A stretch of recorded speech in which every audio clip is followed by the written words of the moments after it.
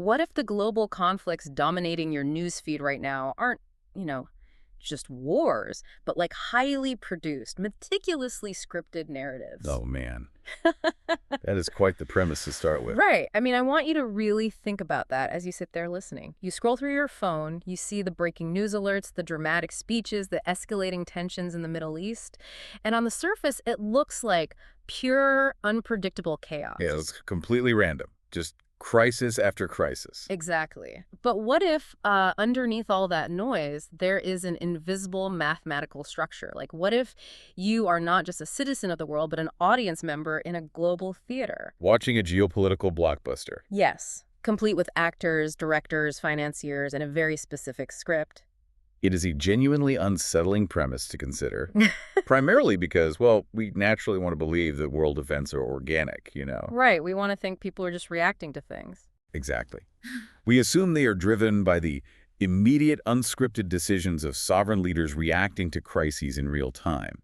But when you start pulling apart the mechanics of modern conflict, The gears behind the machine. right, looking at the economic incentives, the repetition of certain narratives, the rapid deployment of military capital, you begin to see the scaffolding holding the stage up. Okay, well, let's unpack this, because that is exactly our mission for this deep dive today. We are exploring a single, incredibly provocative piece of source material titled The Geopolitical Theater: War as a Scripted Narrative. And it's a fascinating read. It really is. This document examines the current escalating conflict involving Iran, Israel, and America, but it does so through the lens of a massive global production. It argues that to understand the violence, we have to look past the battlefield and analyze the casting, the financing, and the psychological manipulation of the audience. But before we get into the anatomy of that narrative, we need to establish a critical baseline with you, the listener. Yeah, very important point here. We are not taking sides today. I mean, we are not endorsing any political figures, and we are not validating every claim made in this source document as the absolute undisputed truth. No, not at all. We are acting purely as your investigative guides. Actually, the source material argues that the concepts of good guys and bad guys are just plot devices, written into the script to force you to pick a team. Exactly. So we are going to impartially take this geopolitical engine apart piece by piece and examine the fascinating, sometimes chilling psychological and economic arguments the author is making. Right. So every complex system needs visible focal points. Oh. And in the author's theater framework, those are the lead actors. The people on stage. Yeah, you need a protagonist and an antagonist. And depending on where you are sitting, geographically or ideologically, those roles are completely interchangeable. It just depends on your seat in the theater. Exactly. The source argues that to understand how the script functions, we have to analyze the specific archetypes these leaders are fulfilling. And the text highlights Donald Trump as a prime example of a highly effective archetype, right? But it doesn't analyze his policies so much as his function in the narrative. Yeah, it's not about policy at all. The author frames Donald Trump as the ultimate disruptor, like a perfectly cast wild card. A wild card, okay. Right. In this global drama, his character is the unpredictable outsider who projects immense pressure and aggressive boundary-pushing language. So what does that actually achieve for the narrative? Well, it serves a brilliant dual purpose that is mathematically designed to polarize the audience. So, to his supporters, he is cast as the anti-war pragmatist, right? The businessman who leverages the threat of overwhelming American power to force geopolitical stalemates. Right, the guy who keeps us out of war by acting tough. But to his critics, that exact same behavior casts him as an existential threat, like someone capable of triggering a global catastrophe with a single late-night social media post. Precisely. And the author makes a compelling point that the reality of what he intends is almost secondary to the function his character serves in the machine. Wait, really? So it doesn't even matter what he actually wants? Not to the system, no. He generates intense, sustained emotional engagement. He keeps a global audience glued to the screen, constantly refreshing their feeds to see what the disruptor will do next. Wow, okay. And if the system utilizes a disruptor in one hemisphere, it requires a rigid, unyielding counterpart in the other to maintain the dramatic tension, right? The source points to Benjamin Netanyahu to fulfill that counterpart role. Yeah, Netanyahu's archetype is analyzed as the embattled protector. So inside Israel, the narrative function he serves for his base is the uncompromising shield. The guy keeping everyone safe. Exactly. He is presented as the wartime leader, burdened with the literal survival of his nation against groups that openly call for its destruction. So every military escalation is framed purely through the lens of necessary preemptive defense. Okay, but I have a hard time buying this theater metaphor entirely, and I want to push back on it a little So bit. go for it. It's easy to say these leaders are just actors, but we are talking about human beings with massive egos and immense constitutional power. Oh, absolutely.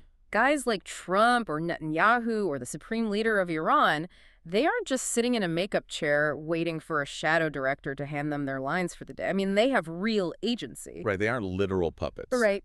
Are we really supposed to believe they're just happily playing a part for unseen defense contractors? Well, what's fascinating here is that the source doesn't claim they are literally reading a script in a conscious, conspiratorial way. It's more about systemic constraints. Systemic constraints. How so? Well, these leaders absolutely have massive egos and agency, like you said, but Yeah. that agency is channeled by a broader geopolitical system that only rewards certain behaviors. A politician can only maintain power by fulfilling the archetype the system demands. Ah, I see. So if they break character, they lose their power. Exactly. If Netanyahu stops playing the protector, he loses his coalition. If Trump stops playing the disruptor, he loses his base. The script isn't a piece of paper. It's the invisible boundaries. Yep, it's the invisible boundaries of what the military, industrial, and political systems will tolerate. The leaders project this illusion of singular power, that they alone can start or stop the war, but the system is actually driving them. Okay, so if we accept that these highly visible leaders are constrained by a system, the natural next question is, who built the system? Right, the people behind the curtain. Exactly. Let's move away from the visible actors and look at what the author calls the invisible directors. Yeah, the source identifies a vast, interconnected network of beneficiaries operating largely outside the daily outrage cycle of the newsfeed. So who are we talking about here? We are talking about massive defense contractors, multinational energy corporations, intelligence agencies, and global financial institutions. Heavy hitters. Exactly. These are the entities that truly benefit from a script of managed conflict and endless tension. Let's get specific on the mechanics of that, though. How did this actually work in practice? We often hear vague terms like the military-industrial complex, but how do they specifically profit from the tension between Iran, Israel, and America? The motives are shockingly pragmatic. Take defense contractors, for example. They don't just benefit when a bomb is dropped. They benefit from the threat that a bomb might be dropped. Ah, because the threat justifies the budget. Precisely. When tensions escalate in the Middle East, standard governmental budgetary debates are just bypassed. Legislatures suddenly pass emergency supplemental funding packages out of pure fear. Oh, wow. So fear just lubricates the legislative process. It really does. Trillion-dollar weapons contracts are fast-tracked without the usual friction. And it extends to energy corporations, too. Right, because of oil. Yes. When a conflict flares up near a major shipping lane like the Strait of Hormuz, energy companies don't necessarily need the oil tankers to actually be attacked. They just need people to think they might be. Exactly. The mere probability of an attack causes commodities speculators to price risk into the futures market. So crude oil prices spike, and these multinational energy corporations see massive margin expansions before a single shot is even fired. You got it. That's the business model. Here's where it gets really interesting for me. When we talk about these invisible directors, the human mind immediately jumps to a James Bond villain scenario. Oh, for sure. The classic evil mastermind trope. Right. We picture a literal smoky back room in Davos with a dozen billionaires sitting around a mahogany table looking at a map and deciding, hey, let's manufacture a proxy war in Lebanon today to boost our quarterly earnings. Right, which sounds completely absurd. Exactly. So is the source suggesting that level of literal coordinated conspiracy? Well, if we connect this to the bigger picture, the author argues that the distinction between a conscious conspiracy and systemic opportunism doesn't actually matter. Because the outcome is the exact same. Exactly. The mechanics operate the exact same way. It is far more likely a vast, decentralized machine where these massive industries naturally feed off geopolitical chaos, kind of like scavengers in an ecosystem. So they don't need to coordinate in a smoky backroom because their financial incentives are already perfectly aligned? Yes, exactly that. It's like a casino. The house doesn't need to hold a secret meeting to decide to take your money.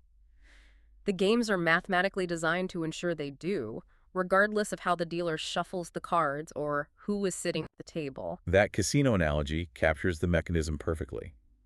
The invisible hands pull the economic strings, the military assets are repositioned, the defense stocks rise, and the public remains completely fixated on the stage. Convinced that the ideological debates they hear on television are the real drivers of the conflict. Right, they're watching the distraction. Okay, so we have the actors constrained by their roles. We have the casino owners, the military and financial machinery, setting the odds and collecting the profits. Now, we have to look out into the dark. We have to look at the audience. Exactly. We need to examine you, the listener, and the billions of ordinary people on this planet who are funding this massive production. Yeah, the author emphasizes that the financiers and the elite actors do not pay the true cost of this geopolitical theater.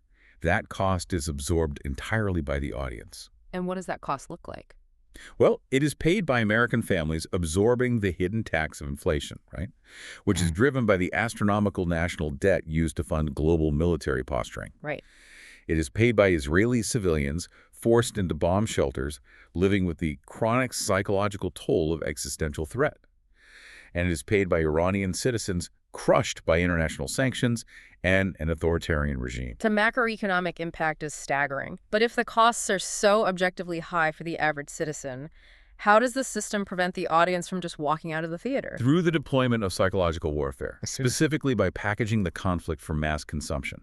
You see, modern war is incredibly cinematic. Let's break down the actual mechanics of that. I mean, if I turn on any cable news network right now during a geopolitical crisis, it literally looks like the opening of a summer blockbuster. It really does. It's all about the production value. Yeah, you have the swooshing 3D graphics of fighter jets, the dramatic red and black lower thirds, the pulsing orchestral breaking news music. It is highly produced entertainment masking as information. And it is designed to bypass your logical processing and trigger your amygdala, your fight-or-flight response. So it's literally hacking our biology. Exactly. And cable news is just the primitive version of this. The true psychological warfare happens through social media algorithms. How exactly are those algorithms weaponizing the conflict? Well, these algorithms do not care about geopolitical stability, right? They care about user retention. They are predictive models that A/B test human fear in real time. Wow. So they're testing what scares us the most. Yes.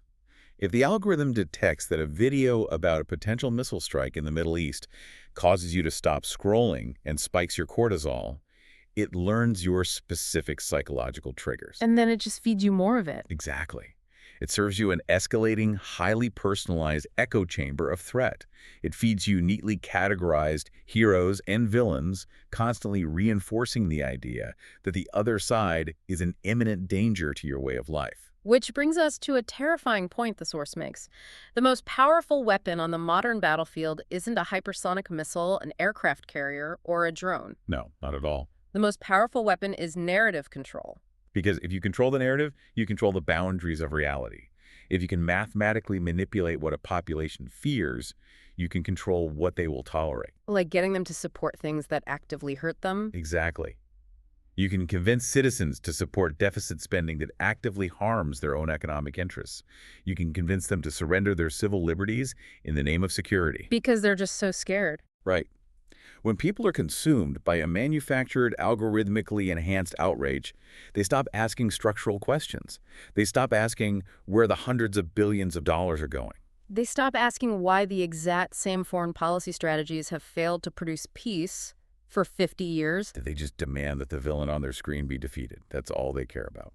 So what does this all mean? Like, how do we see this theoretical script playing out right now in the current headlines? We see it in the highly predictable domino effect the source outlines. Just look at the mechanical pattern of the past year. Okay, what's the pattern? Iran, or its proxies, posture and make a threat. Israel responds with a calculated, highly publicized strike. The United States immediately enters the news cycle, repositioning aircraft carriers to signal deterrence. Right, we've seen that play out over and over. Exactly. And instantly, commodity speculators drive up the price of oil. And within hours, the global media ecosystem begins to amplify the terrifying whisper of World War III. Generating billions of digital impressions and ad revenue in the process. Exactly. It operates like a perfectly tuned engine. It really does. Which raises an important question, and it's the core challenge, the source issues to the reader. Are you consuming this conflict as a passive spectator? Right. Are you just sitting on the couch eating popcorn? Exactly. When you watch the news, are you just waiting to see what your preferred character does next? Or are you analyzing the economic and political machinery operating behind them? The ultimate battlefield in this geopolitical war has moved from the physical land into the human mind. And if you don't realize that, you've already lost. The moment you internalize their scripted narrative of fear and tribalism, the directors have won the only territory that truly matters. That is a profoundly heavy realization, and it requires a fundamental shift in how we consume information. So let's take a breath and recap the journey we've been on today. It's been a lot to cover. It has. We started by exploring how this source views world leaders not as all-powerful, independent decision-makers, but as figures constrained by specific archetypes, the disruptor, the protector. And they're designed to polarize and engage the public. Right. We then pulled back the curtain to examine the invisible directors. You know, the defense contractors, energy corporations, and financial institutions that operate a system of systemic opportunism, profiting immensely from managed instability. And finally, we looked at the audience. Right. We broke down how modern war is waged psychologically through algorithmic manipulation and cinematic narrative control, distracting us from the macroeconomic and human costs. And the author's ultimate plea is a call to intellectual arms. Do not just blindly accept the script you are handed. The moment independent critical thought stops, the system operates unchecked. But before we let you go, I want to leave you with one final, incredibly provocative thought to mull over. Something that builds on the text, but takes the implications a step further. Oh, I like where this is going. Deep in the source material, almost as an aside, the author mentions that while this entire Iran-Israel-America drama unfolds center stage, Russia watches carefully and China watches silently. It's a subtle detail, but strategically vital. So I want you to picture that theater one last time. America, Israel, Iran. They are sweating under the hot lights, playing out this exhausting multi-trillion-dollar script of escalation and tension. The invisible directors are busy collecting the defense contracts and the energy margins. Exactly. But sitting way back in the darkened audience, up in the VIP balcony, are Russia and China, just watching. Just taking notes? Taking meticulous notes on how the American political system reacts to fear, how the algorithms fracture the public, and how much debt is required to fund the production. It's a chilling image. It really is. So here is the question you need to ask yourself tonight. Are they just going to stay in the audience forever? Or what happens to the world when those two massive powers decide they have learned enough about our vulnerabilities, step out of the shadows, and start producing their own competing global blockbuster on the exact same stage? That is the real question. Thank you so much for joining us on this intense deep dive today. Keep your eyes open, look past the actors to the machinery, and whatever you do, keep questioning the narratives playing out on your screens. Until next time.